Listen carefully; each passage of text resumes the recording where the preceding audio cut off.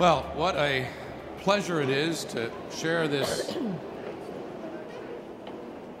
small, intimate, friendly gathering with two such amazing national servants who've done so much.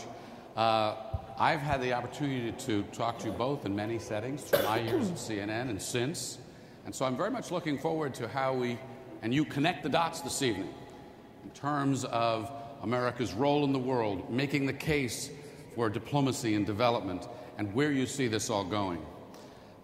Secretary Albright, though, I want to start. It's hot in Washington now. It's a strange season. You are famous for so many things, especially those pins you wear. Tell us about the pin you're wearing. Well, I'm wearing a frog tonight, either because we have to leap over the problems that plague this particular budget, or to make sure that foreign assistance doesn't croak.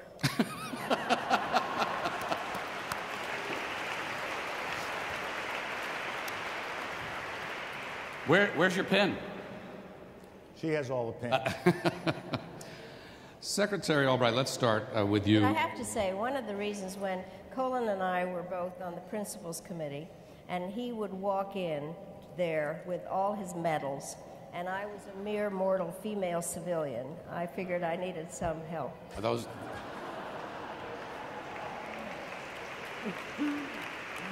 a lot of medals and pins, richly deserved and hard-earned. Secretary Albright, let's talk about and dig into this thing a little bit. You know, when you were Secretary, there were serious efforts in Congress to cut back on the foreign affairs budget and agencies. There were some members of Congress who boasted about not having passports. That seems to be very different now. There seems to be a different tone. There seems to be a different appreciation. A, do you share that perception? And B, if so, why? Why do you think that's happened? Well, first of all, I think an awful lot does have to do with the people that we honor tonight, Senator Leahy and Senator Graham. I think that it makes a tremendous difference when you have leaders of the committee that can push everything forward. And Congresswoman Kay Granger, and I talked to Nita Lowey today. So I do think that the leadership is a very, very important part. I have been fighting the battles of making sure that the foreign assistance budget or the international organization budget even gets through. I worked for Senator Muskie when he was chairman of the Budget Committee, and then I did congressional relations for the National Security Council during the Carter administration, where I decided that the words foreign and assistance should never go together. That in fact it was an issue as to why would we give taxpayers, as Senator Graham said. I do think that there is an agreement about the importance of American leadership. I think that that is a very important part. I think there's some disagreement about how American leadership is deployed and under what circumstances and what programs we really work on. But I think thanks to the coalition and Liz Schreier, who has been remarkable in this, I think that we have been pushing it. I'm not sure I fully agree that there is complete bipartisan agreement on how American leadership should be deployed, and therefore we have to keep working in order to make sure that we see democracy, development, and defense going together. Secretary Powell, you certainly led both the State Department and the Defense Department. You made the case from both places. And what's really interesting to think about is how so many military leaders have spoken out in this regard, whether it's Secretary Panetta recently, Secretary Gates before that, General Petraeus. Why do you think the military feels and expresses its feelings so strongly, so eloquently for this kind of expenditure? I think we've always felt that way. I think we've become more vocal in recent years. Why? As we see the kinds of situations we found ourselves in. I can go back to the invasion of Panama in 1989 and work my way forward when we realized just having a military battle that you won is not the end of the game. Perhaps we should have done more at the beginning to avoid that battle in the first place, or having won the battle, how do we then create the peace and preserve the peace? And I think we have to be careful when we talk about these terms such as smart power or hard power or soft power. I'm reminded of a conversation I had with a former Archbishop of Canterbury in 2003. You might have been there, Frank, I don't remember now. But it was on the eve of the Gulf War, the Second Gulf War.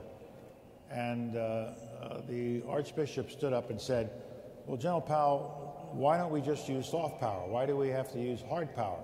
And it was a critique of what we were getting ready to do. And the answer I gave him was that it was not soft power that rescued Britain from Hitler. It was hard power. And you have to have all of it. But when we won with hard power World War II, we then applied soft power in both Asia and in Germany and created democracies. And so the importance of this coalition and what makes what we're doing here tonight so very, very important is that we understand that we need it all. But we have been shortchanging the soft power, which really translates into smart power portion of this, much too long. For years, I've been hearing the same thing. Only less than 1% goes to this, but it doesn't change. And until we have more people as informed as Lindsey Graham and Pat Leahy will understand that in the world we're living in, an international environment where we're competing in so many different levels, and they're not so much military levels as there are levels of economics, levels of development, what we are doing to help people in parts of the world who are wondering, is America there for us? Until we start to invest in that part of the power equation, America is not meeting its values and its own standards to the rest of the world.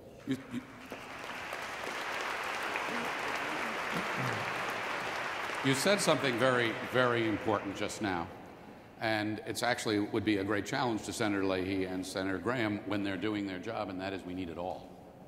And America would say to you, we can't afford it all. And that's the case that you then need to make, that this is an investment, that this is taking place in a changed world where borders mean different things and national security means different things. How hard is that to do? Well, I think that when one puts the facts out there in terms of, first of all, that it is in our national security interest that countries are able to develop, that people are able to live a decent life, that our values are translated, and that when something happens terribly in some country, it does come home to America. So I see it in many ways as a national security issue, and sometimes it has to be argued on that basis, national security support.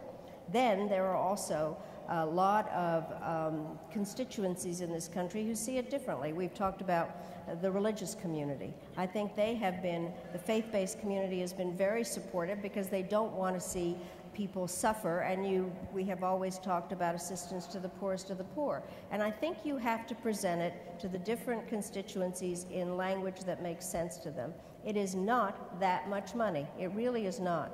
I know Senator Graham was talking about how long it takes a taxpayer to be able to generate it, but the returns to America of people that can buy American goods or that have a sense of security and are able to be developed democracies, I think is something that we can afford. We are a rich country, we are richer than anybody else, and I think we have to make that argument very clearly. But you put this in terms of investment, don't you? It is very affordable.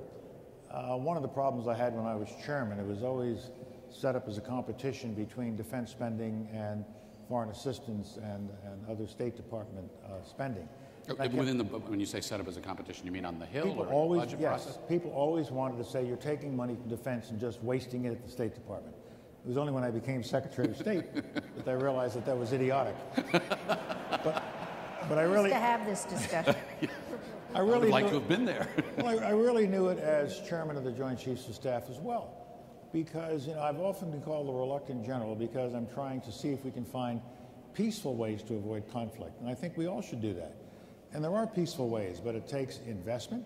It takes working with nations that are on a democratic path. It takes investing in clean water, simple things, clean water, economic development, and helping people come out of poverty so they see a better life. And we are the inspiration for that better life. This is how you avoid conflicts. I want to avoid conflicts, and if one comes, I want to make sure we know how to do it right. But I'd rather avoid it. If we look at this audience and think about the conversation tonight, the U.S. Global Leadership Coalition and the work that's been done here, the message is clear. But there's a tremendous disconnect, it seems, with the public. I was looking earlier in a recent poll, a Pew poll says, and this is shocking, 83% of the American public say we should pay less attention to problems overseas and concentrate on problems here at home. Maybe the way that question was phrased puts that as a binary choice, which it is not. But how do we address that? Well, I think we have to be smarter in terms of explaining the problem, and your previous profession doesn't really help. Whatever are you talking about? I think that this is not such a simple subject that you can, in a breaking news, explain why, in fact, it is so important. And I do think that we have a stake in having people understand that our security depends on security abroad, and that there isn't such a thing as far away, that it's all very close. That poll result has been used for years to suggest that the American people think, 10, 20% of our budget is going to foreign assistance, and it's not. It's less than 1%. But the world has also changed in the last 20 years. What are the Chinese doing?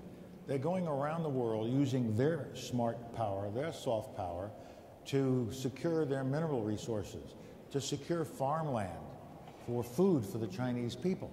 They're using their wealth, they're using their influence around the world to really challenge us. We still are the inspiration for the rest of the world. And if we're going to be the inspiration for the rest of the world, if this is what democracy is about, this is what human rights are all about, we've got to put our money behind it. And I think the case can be made to the American people that we are a wealthy country.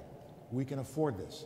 And one of the major changes with respect to the Pentagon and the State Department accounts, I think there is more realization now on the part of military commanders that we need to perhaps even give up part of our somewhat good budget at the Defense Department, even if it means sending it to the State Department for foreign assistance and supporting the State Department.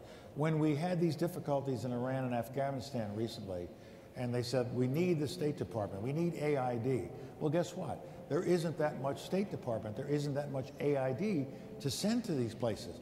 We ought to be doubling the size of the Foreign Service. We ought to be doubling the size of it. Doubling the size of the Foreign Service. Doubling the size of USAID. Doubling the size of USAID. Yeah. This is not incremental. No, this is exponential. Exponential. There is so much work to be done, and not just for Afghanistan and Iraq.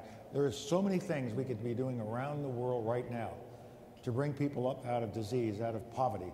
As we've been given credit this evening, Madeline's work with President Clinton, my work with President Bush, a lot has been done, but a lot more can be done to make this a better, safer world that will serve our interests. When Senator Leahy was up here speaking, he spoke about accountability. And I actually should say for a moment, I think we should recognize once again Senator Leahy and Senator Graham for your accomplishment in your work. And I will throw in that when I was a young radio reporter in Vermont in 1977, Senator Leahy then was making the case that his dairy farmers, I remember in the conversation that his dairy farmers in Vermont were selling products, and the machine tool industry in Vermont was selling overseas. Well, I think we were introduced by Caterpillar. They certainly, in fact, make money and do well by exporting products. And somebody on the other side has to buy them. And it's not an accident that a large number of people in this audience are business people. They are doing what Benjamin Franklin said, doing well by doing good. And the bottom line is that, in fact, that is the best part of the coalition that can sell this. What Senator Leahy spoke about was a degree of accountability to make this case. And I'd like to ask you both then how you feel and what you feel needs to be done to make this diplomacy, this investment that you want to double, more effective going forward. Well, we should demand accountability. It's the taxpayers' money. Let's never forget that. What does that mean? It means that the average citizen is paying taxes to send overseas to help these people. And therefore, we should expect from them non-corrupt governments, the rule of law, the rule of commercial law, and to act in ways that are sensible and appropriate for what they are receiving from us. And so there's no problem in my mind anyway for demanding the highest levels of accountability and sticking with the rule of law. The Millennium Challenge Corporation, which I think was a major initiative of President George W. Bush's administration, said we will invest in those countries that have demonstrated that they are committed to the rule of law, they're going to end corruption, and they have a sensible program to use this money. If people are wasting the money, to heck with them. We don't need to give them that money, and the American people shouldn't expect us to give them that money. Let me do what I enjoy doing so much, was to put you on the spot a little bit. Your Secretary of State today, we have this fiscal cliff that we keep hearing about that we're facing. We may have sequestration of our military. We may have another downgrade of our debt. Who knows where this is going to go? But you have to go up on the Hill and make the case for doubling this, is what you argue, or for spending more. How would you do that today? I think that I would make very clear that the security of the United States depends on the fact of us having friends around the world and countries where people are able to live a decent life, and where, in fact, there is not an environment that terrorists can take advantage of. There is no direct line between poverty and terrorism, but it does not take a lot of imagination to think that people that are completely alienated from their societies are more recruitable. And I think you have to make a very hard case. I think the suggestion that Colin makes is very good, that we need to have accountability in governments. Harder said than done. Easier said than done in many ways, because sometimes we have to give to countries that are on the verge of changing. And I do think the corruption is the cancer of the whole operation.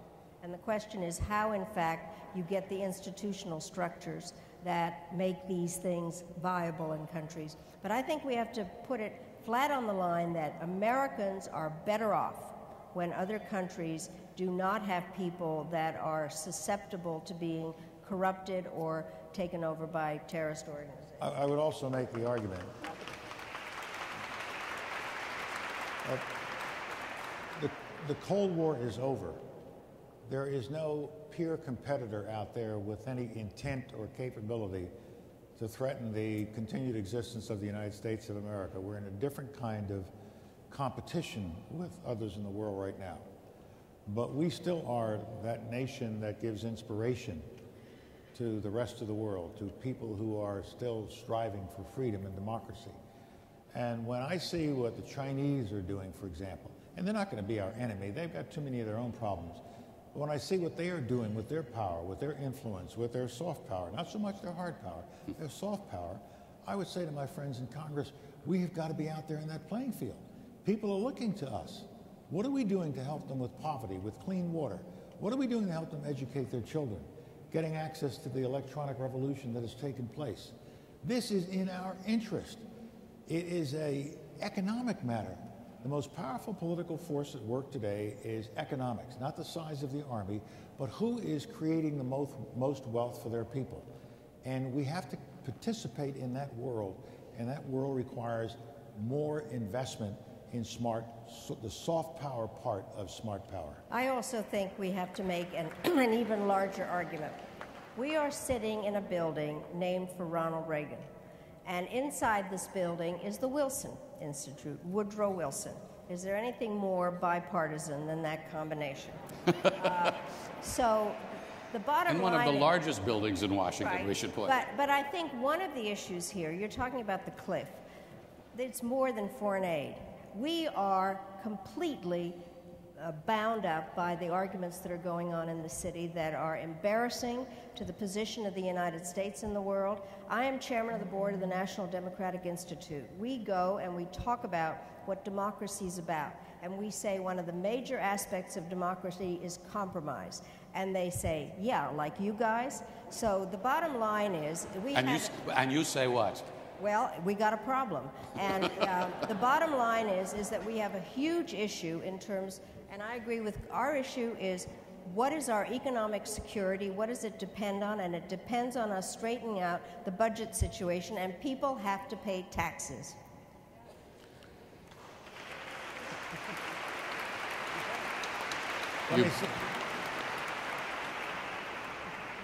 Let me second that, because it's one of my consistent themes these days. Washington cannot keep operating the way it has been. And the simple message I gave is, if our founding fathers could come together in Philadelphia in 1787 and deal with some of the most remarkable issues, the most difficult issues imaginable. Yet in a couple of months, in a hot room, they could settle those differences through compromise. Compromise which creates a consensus and create a nation and write a constitution. You're telling me that the United States Congress can't even figure out how to get out of a sequestration monstrosity? No, it's really remarkable. And I think most everybody in this room and most everybody who has traveled the world has had an experience like that someplace. I remember, and I will never forget this as long as I live, in the middle of near martial law Poland, as Poland was throwing off its communist yoke. I was in this restaurant with practically no food, and I was speaking English with another colleague, and a man heard me speaking English clearly. You know, I was an American. From across the room, he reaches into his breast pocket of his kind of ratty shirt, pulls out an old American dollar bill, kisses this dollar bill, and says, "America is good," in this broken accented English. This is a country that does stand for something. This is about how it's projected and how we follow through on that investment. I want to ask you about something you both talked about and has been discussed a lot here, which is the role of the private sector. We've heard from several people from corporate America. Corporate America is making money overseas. Corporate America is growing overseas. It's also partnering with government overseas. How should that work? How should that look? How important is that? I think the private sector is essential, because public-private partnerships are one of the best ways to move a process forward in terms of helping the country which we are trying to help in terms of investment, and also, if I might say so, American private sector companies in terms of their health policies, their labor policies, their approach to environmental issues, I discovered when I was Secretary of State, are really among our best ambassadors.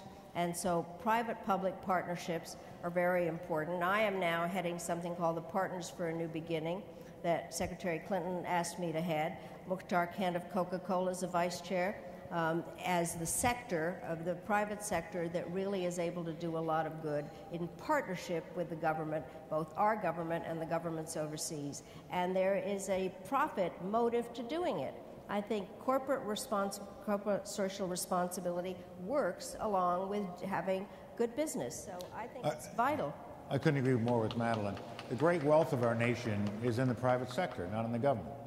And it's the private sector that is spread throughout the world now, creating products in other countries, moving production facilities to other countries, not to get away from America, outsource itself, but to go to where the market is. But that's what a lot of people might say. That's part of the pushback, right? I see accurate. all this. I see this globalized world. I don't have a job. I may lose my job. This scares me, people will say. Of course it scares you. We're going through a period of transformation. But the reality is, it is a global economic system we are in. There's no longer an American company that isn't also a global company. And we have to understand what this dynamic is all about. And the real challenge we have is educating our population for what is a new economic system that we are living in. And if we don't do that, and we haven't talked about it, but we talk about what we're going to do in other countries, I'm telling you something, if we don't fix our education system here in the United States, we're going to get left behind. So I mentioned at the outset that we're in the middle of this campaign season. I might ask you both if you miss it, if you'd like to be on the road campaigning. I actually am. I am trying to help everybody that believes in what this country is about, believes that our government can be functional, and is willing to be in Congress and try to figure out how to get us out of this particular situation. I think Colin, by the way, it's very clear we're very good friends and that we've done a lot of things together, and I think we both agree on the fact that we are wrapped around the axle at the moment, and we need people that want to come to Washington to solve the problem, not create the problem. And if you're campaigning today and you're speaking on behalf of this priority that we're discussing here tonight, American leadership, development, and diplomacy, what does that campaign speech sound?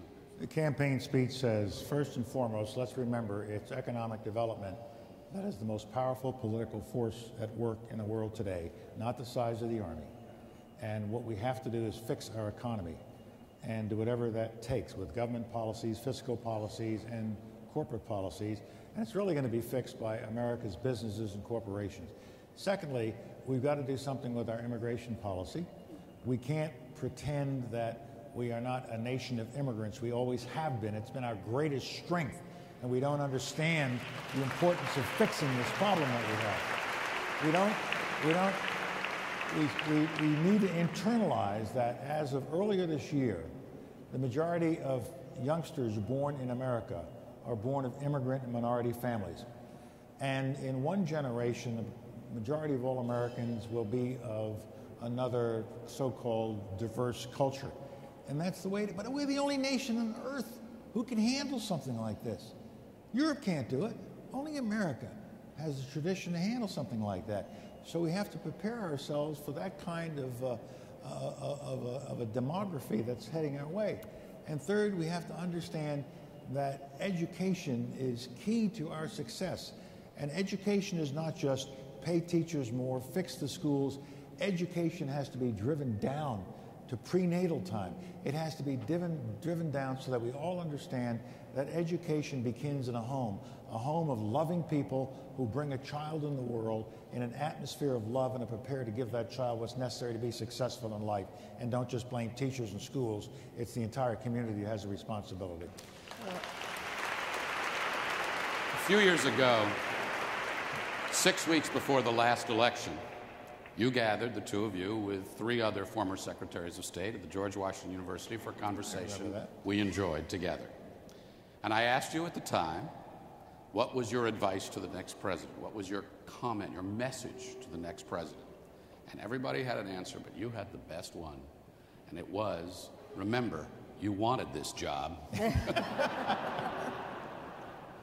What is your message to the next president?